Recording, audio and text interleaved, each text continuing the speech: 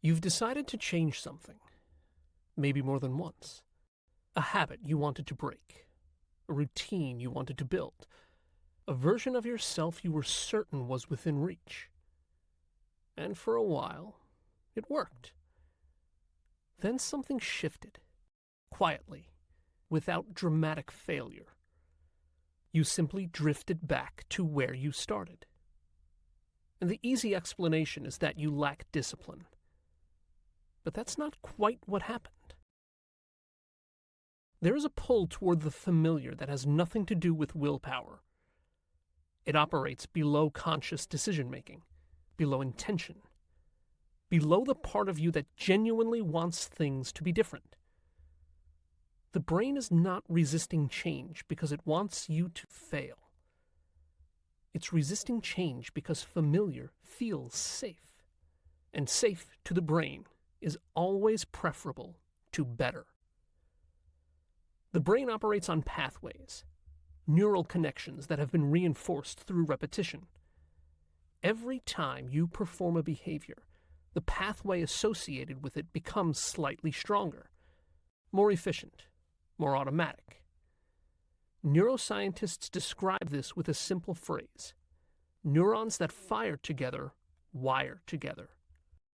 A well-worn habit is not a choice the brain is making. It's a pathway the brain is following because that pathway requires the least effort. And the brain is fundamentally an efficiency machine.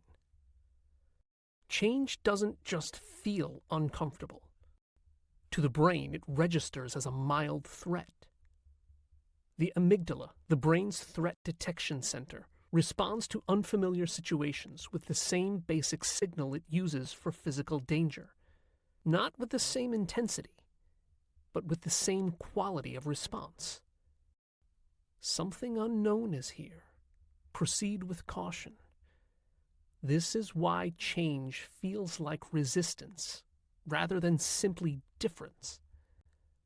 The brain is not indifferent to the unfamiliar. It's actively cautious about it. The comfort zone has a reputation it doesn't fully deserve. We talk about it as if it's a failure of ambition, a sign of fear, something to be escaped as quickly as possible. But the comfort zone exists for a reason. It's the collection of behaviors, environments, and responses that the brain has determined are safe, reliable, predictable. In an uncertain world, having a reliable base is not weakness. It's strategy. The problem is not the comfort zone itself.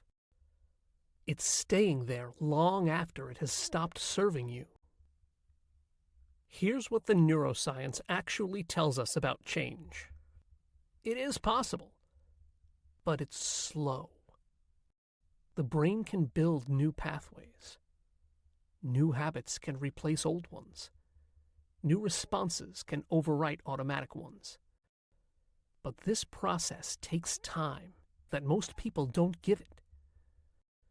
Research suggests that forming a new habit takes anywhere from 18 days to over 200 days, depending upon the complexity of the behavior and the individual. Not 21 days, not a weekend retreat. Real change requires sustained repetition over a longer period than feels reasonable. When you feel resistance to change, the instinct is to push through it, to treat it as an obstacle, an enemy, something to be overcome by force. But resistance is not your enemy. It's information. It tells you that the brain is registering something unfamiliar, that new territory is being entered, that the change you're attempting is real enough to trigger a response. Resistance means that something is actually happening.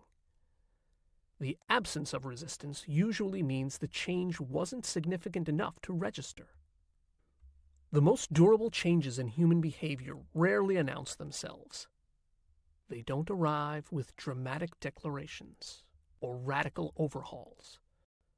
They arrive through small, repeated actions that don't feel significant in the moment. One choice, then another, until the new pathway becomes slightly more worn than the old one. This is not inspiring advice.